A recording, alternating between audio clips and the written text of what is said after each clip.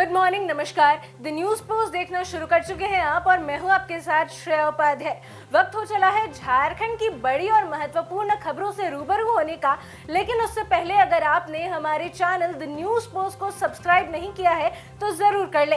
साथ ही bell icon दबाना ना भूलें, जिससे हमारे वीडियोस के लेटेस्ट नोटिफिकेशंस आप तक सबसे पहले पहुंचे।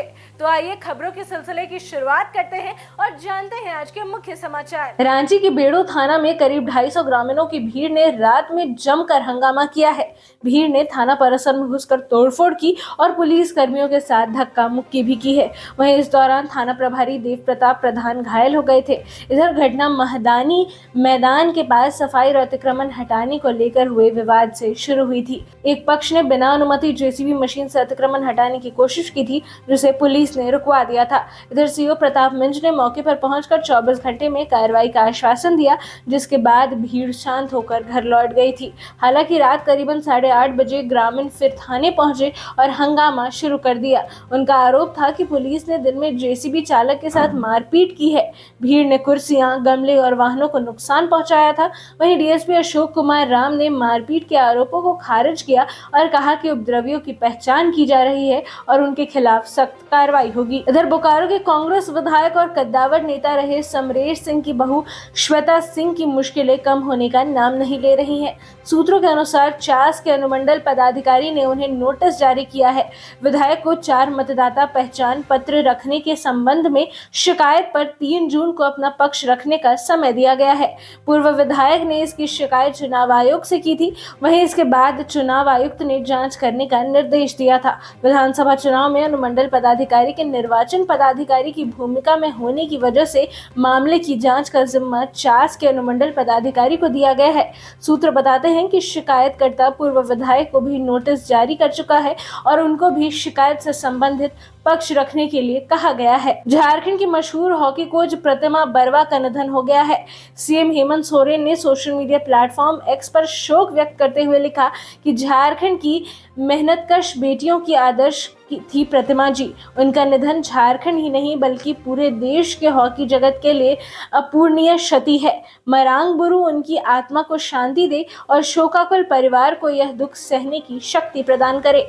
उनके योगदान को हमेशा याद किया जाएगा। वहीं प्रतिमा बर्वा ने सिमडेगा में करीबन 15 वर्ष तक कोचिंग दी है और अर्जुन पुरस्कार विजेता सलीमा टेटे, ब्यूटी डुंगडुंग सहित कई अंतर्राष्ट्रीय हॉकी खिलाड़ियों को प्रशिक्षित भी किया है। उनकी मेहनत और समर्पण ने झारखंड की बेटियों को हॉकी में नई ऊंचाइयां छूने की प्रेरणा भी दी है। उधर झारखंड की राजधानी रांची के प्रतिष्ठित अशोकनगर कॉलोनी में चोरी की एक सनसनीखेज वारदात सामने आई है। ये घटना अतिरिक्त पुलिस महानिदेशक यानी कि एडीजी तदाशा मिश्र के सरकारी आवास में घटी है, जो कि अशोकनगर स्थित civil services cooperative society limited के मकान में हुई है। चोरी की जानकारी तब सामने आई जब एडीजी के कार्यालय में तैनात जवान प्रकाश आले नियमित जांच के लिए आवास पर पहुंचे और घर का ताला खोला।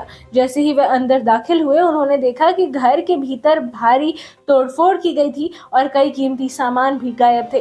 प्रकाश आले ने अरगोड़ा थाना में दर्ज शिकायत में बताया कि चोरों ने घर में लगे बिजली वायरिंग, मेन स्विच, बिजली मीटर, पंखे, 4 कुर्सियां और बाथरूम की सभी सैनिटरी फिटिंग्स जैसे बेसिन, कमोड, फ्लश और शीशे तक उखाड़ लिए हैं। घटना के बाद पूरे घर में अव्यवस्था और नुकसान का आलम था। वहीं प्रारंभिक जांच में अनुमान लगाया गया है कि इस वारदात में लगभग 10 लाख रुपए की संपत्ति का नुकसान हुआ है। इधर सूचना मिलते ही पुलिस तत्काल मौके पर पहुंची और घटनास्थल का बारीकी से निरीक्षण भी किया है। साथ ही कॉलोनी के आसपास के निवासियों से पूछताछ भी की गई है। पुलिस अब इस मामले की गहन जांच में जुट गई है। केंद्रीय रक्षा राज्य मंत्री संजय सेठ ने जगन्नाथपुर मंदिर के सौंदर्यीकरण की आधारशिला रखी है। उनके द्वारा उपलब्ध कराई गई 3 करोड़ 80 लाख की राशि से जगन्नाथपुर मंदिर और तालाब का सौंदर्यीकरण किया जाएगा। जगन्नाथपुर मंदिर का सौंदर्यीकरण सीएसआर के तहत मिले 2 करोड़ 19 लाख रुपए की लागत से किया जाएगा। वहीं उन्होंने इस मौके पर कहा कि पुरी के जगन्नाथपुर कॉरिडोर की तर्ज पर इस मंदिर परिसर का भी विकास होगा। भगवान जगन्नाथ की कृपा से इस क्षेत्र का विकास होगा और आने वाले श्रद्धालुओं को अधिक सुविधाएं मिलेंगी और उन्हें बेहतर संसाधन उपलब्ध कराए जाएंगे। ये मंदिर केवल रांची तक ही नहीं बल्कि झारखंड और आसपास के राज्यों के लिए भी आकर्षण का केंद्र होगा और मंदिर के बगल के तालाब का करीब 1.5 करोड़ की लागत से सौंदर्यीकरण किया जाएगा। झारखंड में 12वीं की परीक्षा में कॉमर्स विषय में राज्य भर में छठा स्थान प्राप्त करने वाली रेखा तिर्की से कृषि, पशुपालन एवं सहकारिता मंत्री शिल्पी नेहा तिर्की ने मुलाकात की है। मंत्री उनके मांडर के मेसाल स्थित आवास पहुंची और रेखा को सम्मानित किया है। रेखा की मां सीता उरांव को उच्च शिक्षा के लिए आर्थिक सहायता स्वरूप 1 लाख रुपए का चेक भी प्रदान किया गया है। वहीं मंत्री ने कहा कि यह राशि रेखा की आगे की पढ़ाई में मदद करेगी। उन्होंने रेखा की मेहनत, अनुशासन और समर्पण की सराहना करते हुए कहा कि वह आदिवासी समाज की बेटियों के लिए प्रेरणा है। रेखा के माता पिता दिहाड़ी मजदूरी कर उनकी पढ़ाई में सहयोग करते हैं। रेखा ने कहा कि वह आगे अकाउंट्स ऑनर्स में पढ़ाई करना चाहती हैं और अब यह सहायता उनके लिए बहुत काम आएगी। मंत्री ने रेखा को करियर काउंसलिंग और उच्च शिक्षा के लिए हर संभव मदद का आश्वासन भी दिया है। इधर पलामू के मनातू थाना परिसर में रविवार को एक सम्मान समारोह का आयोजन किया गया था, जिसमें मनातू प्रखंड के 3 प्रमुख विद्यालयों की मैट्रिक परीक्षा 2025 में उत्कृष्ट प्रदर्शन करने वाले विद्यार्थियों को उनके अभिभावक के साथ सम्मानित किया गया है। इस समारोह में कस्तूरबा गांधी बालिका उच्च विद्यालय मनातू और कार्तिक उरांव उच्च विद्यालय मनातू के टॉपर्स को उपहार और प्रतीक चिन्ह देकर सम्मानित किया गया है। कार्यक्रम में उपस्थित अतिथियों ने छात्रों के उज्जवल भविष्य की कामना की है और उनके अभिभावकों को शुभकामनाएं भी दी है। समारोह का उद्देश्य सिर्फ विद्यार्थियों को सम्मानित करना नहीं बल्कि शिक्षा के प्रति समाज में जागरूकता और सकारात्मकता माहौल को बढ़ावा देना है। इस मौके पर स्थानीय जनप्रतिनिधि, पुलिस अधिकारी, शिक्षक, अभिभावक और गणमान्य नागरिक भी बड़ी संख्या में उपस्थित थे। उधर लोहरदगा एसपी सादिक अनवर रिजवी ने कहा कि किसी भी छात्र को डर और भय के कारण अपनी पढ़ाई नहीं छोड़नी पड़ेगी। आर्य समाज के द्वारा महिला कॉलेज परिसर में हवन पूजन के बाद मीडिया कर्मियों से बातचीत करते हुए ये बातें एसपी ने कही है। एसपी ने इस मौके पर कहा कि लोहरदगा जिला में किसी भी छात्रा को किसी भी प्रकार की समस्या हो तो वो तुरंत मुझसे संपर्क कर सकते हैं। स्कूल कॉलेजों के आसपास सादे वर्दी में पुलिस जवान हमेशा तैनात रहेंगे। साथ ही आर्य समाज महिलाओं और बालिकाओं के उत्थान के लिए निरंतर कार्य कर रहा है। ऐसे में आर्य समाज देश के बेहतर निर्माण के लिए निरंतर कार्यरत है। एसपी सादिक अनवर रिजवी ने कहा कि लोहरदगा जिला में शांति और विधि व्यवस्था बनाए रखना हमारी पहली प्राथमिकता है। सरायकेला के राजनगर प्रखंड के ग्राम नीमडी में ईचा खरकई डैम के पुनर्निर्माण के विरोध में एक बैठक का आयोजन किया गया था। ये बैठक ईचा डैम विरोधी संघ कोल्हान की ओर से बुलाई गई थी, जिसकी अध्यक्षता ग्राम प्रधान महावीर महतो ने की थी। बैठक में बड़ी संख्या में ग्रामीण शामिल हुए थे और उन्होंने एकजुट होकर इस परियोजना का विरोध भी किया है। संघ के अध्यक्ष बीर सिंह बिरूली ने कहा कि राज्य सरकार सुप्रीम कोर्ट का हवाला देकर ईचा डैम को फिर से शुरू करने की बात कर रही है, लेकिन इसका मकसद केवल रूंगटा स्टील प्लांट को पानी देना है। उन्होंने दावा किया कि इससे 18 गांव के लोग प्रभावित होंगे और आदिवासी समुदाय को नुकसान भी पहुंचेगा। बीर सिंह बिरोली ने यह भी याद दिलाया है कि 2024 में तत्कालीन कल्याण मंत्री चंपाई सोरेन की अध्यक्षता में गठित समिति ने डैम को रद्द करने और विस्थापितों को जमीन लौटाने की सिफारिश भी की थी, लेकिन अब दोबारा डूब क्षेत्र बढ़ाने की बात की जा रही है जो आदिवासी हितों के खिलाफ है। बैठक में ये तय किया गया है कि जब तक आदिवासियों के अधिकार की रक्षा नहीं होती है तब तक संघर्ष जारी रहेगा और डैम रद्द करने की मांग की जाएगी। पश्चिम सिंहभूम जिला में नक्सली हमले में शहीद हुए चाईबासा जिला बल के वीर जवान लखिंद्र मुंडा को उनके पैतृक गांव टोयबो झरझरा में श्रद्धांजलि दी गई है। इस अवसर पर सिंहभूम की सांसद जोबा मांझी ने कार्यक्रम में शिरकत कर शहीद जवान की प्रतिमा और तस्वीर पर माल्यार्पण कर उन्हें श्रद्धांजलि अर्पित की है। शहादत दिवस पर आयोजित इस कार्यक्रम में शहीद के परिजनों समेत बड़ी संख्या में ग्रामीणों ने भाग लिया और उनकी वीरता को याद करते हुए उन्हें श्रद्धा सुमन अर्पित किया है। कार्यक्रम के दौरान शहीद जवान की मां समेत परिवार के कई सदस्य भावुक हो उठे थे और वहां मौजूद लोगों की आंखें भी नम हो गई थी। सांसद जोबा मांझी ने भी इस दौरान कहा कि लखिंद्र मुंडा जैसे वीर जवानों की शहादत को देश कभी नहीं भूल सकता। उन्होंने नक्सलवाद के खिलाफ लड़ते हुए अपने प्राणों की आहुति दी है और हमें उनकी शौर्य गाथा पर गर्व है। गौरतलब है कि 31 मई 2020 को नक्सलियों ने एक हमले में लखिंद्र मुंडा सहित एक अन्य जवान की निर्मम हत्या कर दी थी।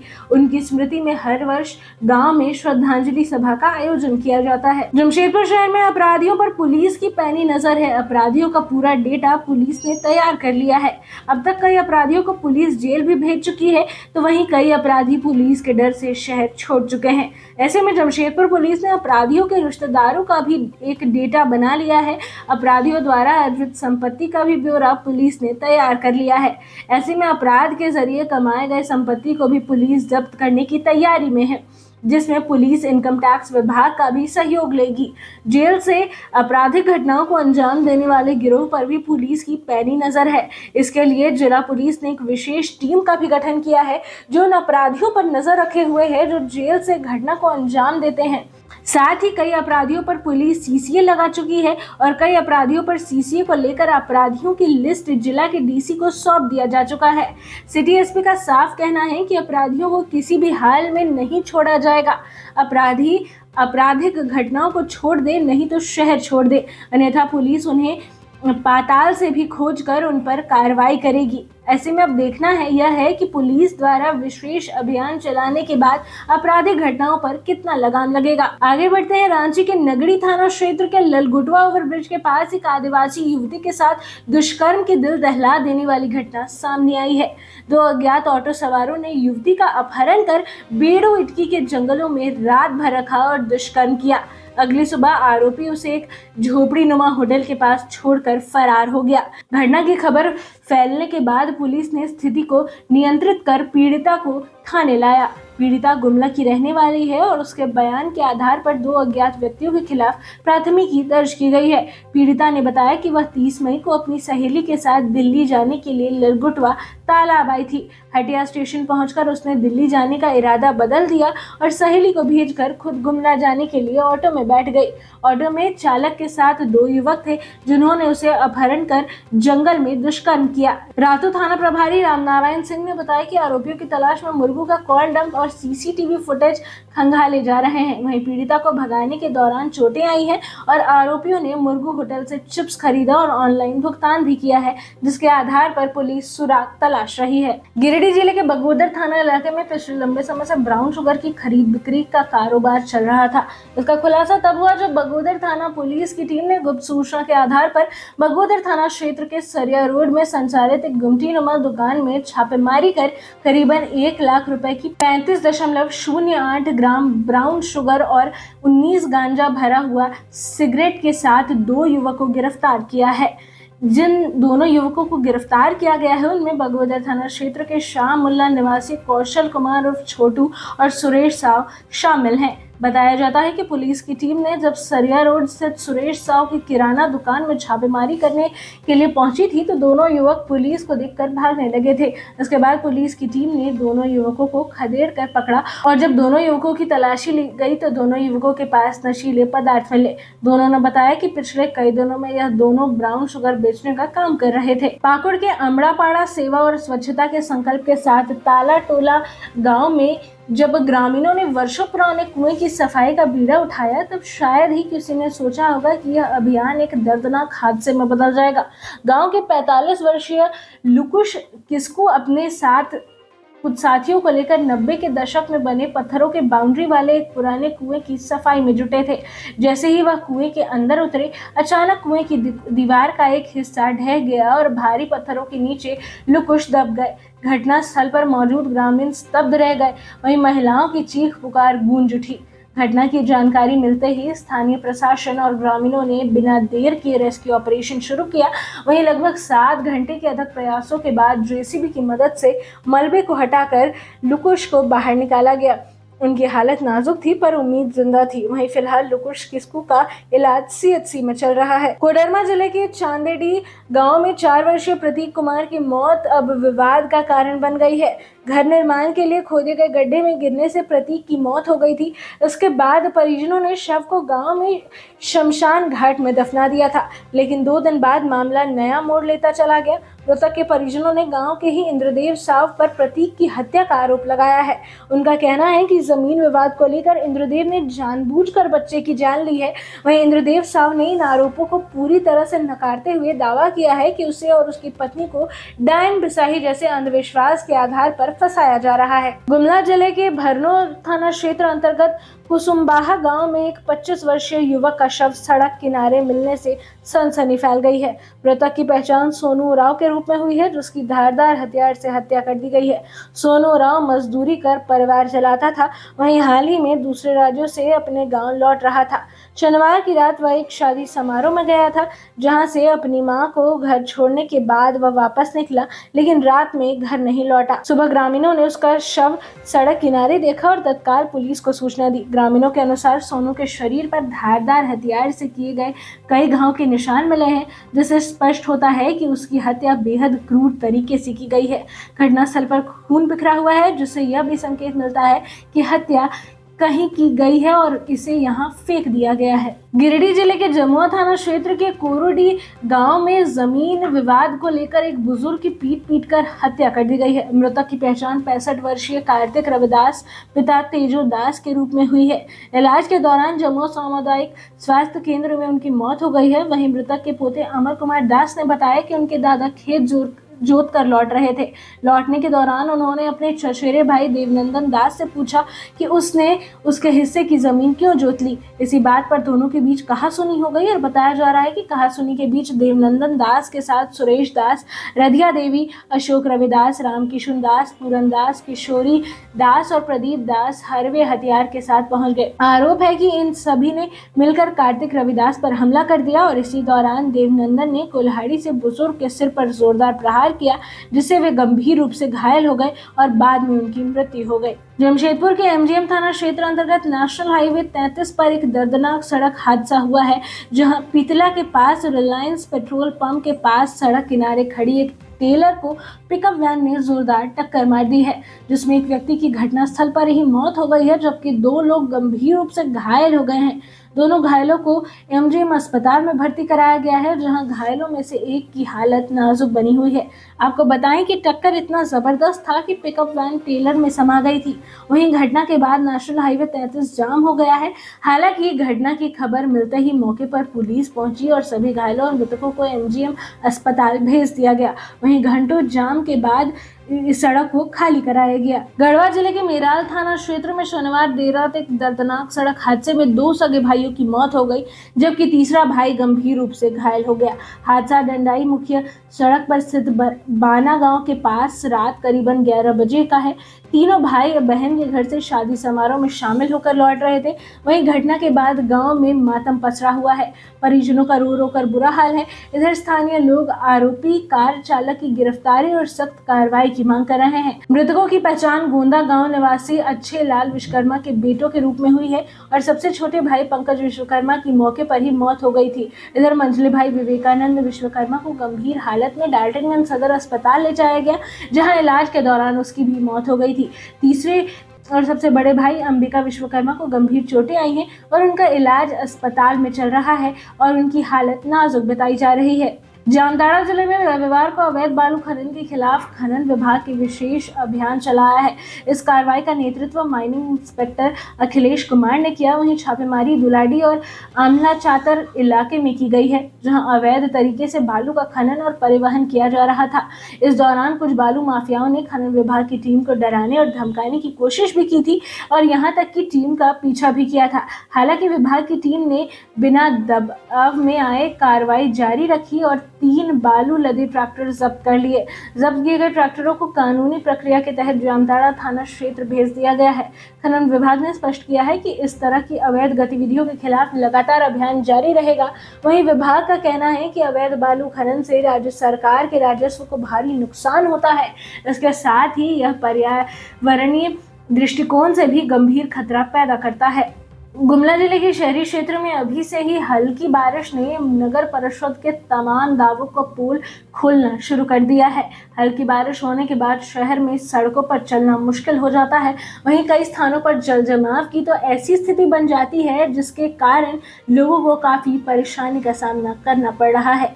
हम बात कर रहे हैं गुमला जिला मुख्यालय में स्थित डीएसपी रोड की, जहां हल्की बारिश के बाद जो दृश्य देखने को मिल रहा है वह स्पष्ट दर्शाता है कि शहर में नगर परिषद की साफ सफाई के तमाम दावे पूरी तरह से खोखले साबित हो रहे हैं। हल्की बारिश के बाद डीएसपी रोड में लगभग 2 से 3 फीट तक सड़कों पर पानी जमा हो जाता है, जिसके कारण लोगों को आने जाने में काफी दिक्कत का सामना करना पड़ता है। सड़क के बदहाल स्थिति को देखते हुए कई बार लोगों ने सवाल खड़े किए हैं, बावजूद इसके अब तक प्रशासन की ओर से कोई कार्रवाई नहीं की गई है। अंतर्राष्ट्रीय साइकिल दिवस के अवसर पर खूंटी में फिट इंडिया साइकिलिंग अभियान के तहत एक साइकिलिंग रैली निकाली गई थी। यह रैली SS+2 आवासीय हॉकी सेंटर से शुरू होकर कदमा तक लगभग 4 किलोमीटर की दूरी तक की गई थी। इस रैली में बालक और बालिकाएं दोनों वर्गों के साइकिलिस्ट शामिल हुए थे और रैली के बाद सभी खिलाड़ियों ने फिट इंडिया शपथ ली और नियमित व्यायाम करने और स्वस्थ जीवन शैली अपनाने का भी संकल्प लिया है। कार्यक्रम का उद्देश्य खिलाड़ियों को स्वास्थ्य के प्रति जागरूक करना और फिटनेस को उनकी दैनिक दिनचर्या का हिस्सा बनाना था। प्रशिक्षकों ने इस दौरान साइकिलिंग के शारीरिक और मानसिक लाभों के बारे में भी बताया है और बच्चों को रोजाना व्यायाम करने के लिए प्रेरित किया है। ये आयोजन फिट इंडिया मूवमेंट के तहत किया गया, जिसका लक्ष्य देश भर में स्वास्थ्य और फिटनेस के प्रति जन जागरूकता बढ़ाना है। बकरीद को लेकर शहर में तैयारियां जोरों शोरों से चल रही हैं। रविवार को जमशेदपुर के आम बगान, जुगसलाई, मानगो, ओल्ड पुरुलिया रोड, धतकीडी और रामदास भट्टा जैसे इलाकों में बकरा बाजार सज गया है। बाजार में झारखंड, यूपी, बिहार और बंगाल से आए व्यापारी अलग अलग नस्ल के बकरे लेकर पहुंचते हैं। आम बगान में लगा शहर का सबसे बड़ा बकरा बाजार चर्चा का विषय बना हुआ है। यहाँ 20,000 से लेकर 2 लाख रुपए तक के बकरे बिक रहे हैं। कई महंगे और आकर्षक बकरे लोगों का ध्यान खींच रहे हैं। वहीं व्यापारी सलमान हुसैन ने बताया कि उनके पास एक खास नस्ल का सफेद, झब्बेदार और सेहतमंद बकरा है, जिसकी कीमत 1 लाख रुपए रखी गई है। वहीं एक अन्य व्यापारी ने बताया कि उनके पास 75,000 रुपए वाला काले भूरे रंग का सुंदर बकरा है। बकरा विक्रेता खालिद के अनुसार इस साल बकरों की कीमत पिछले वर्ष की तुलना में अधिक है। इसकी वजह मवेशियों की देखभाल, चारा और ट्रांसपोर्ट की लागत में बढ़ोतरी है। झारखंड में गर्मी ने लोगों की परेशानी बढ़ा दी है। राजधानी रांची समेत कई जिलों में बीते 24 घंटों में बादल छाए हुए हैं, वहीं बारिश नहीं हो रही है। मौसम शुष्क बना हुआ है, जिससे गर्मी और उमस दोनों का असर देखने को मिल रहा है। मौसम विभाग ने बताया है कि राज्य के उत्तरी जिलों में 3 से 4 जून को गरज के साथ बारिश हो सकती है। वहीं बोकारो, धनबाद, जामताड़ा, साहिबगंज, गोड्डा, पाकुड़, दुमका और गिरिडीह में आज शाम हल्की बारिश की संभावना है। इधर अन्य जिलों में तेज धूप और लू का असर बना हुआ है और राज्य के अधिकतम तापमान में 47 डिग्री सेल्सियस तक बढ़ोतरी हो सकती है। कुछ इलाकों में यह 31 से 33 डिग्री के बीच रह सकता है। वहीं केरल में मानसून की देरी का असर झारखंड पर भी पड़ रहा है, जिससे यहाँ मानसून में के आने से थोड़ी देरी और हो सकती है। फिलहाल रांची में 5 जून तक हल्की बारिश के आसार हैं। वहीं मौसम विभाग ने लोगों को गर्मी और उमस से बचाव के लिए सावधानी बरतने की सलाह दी है।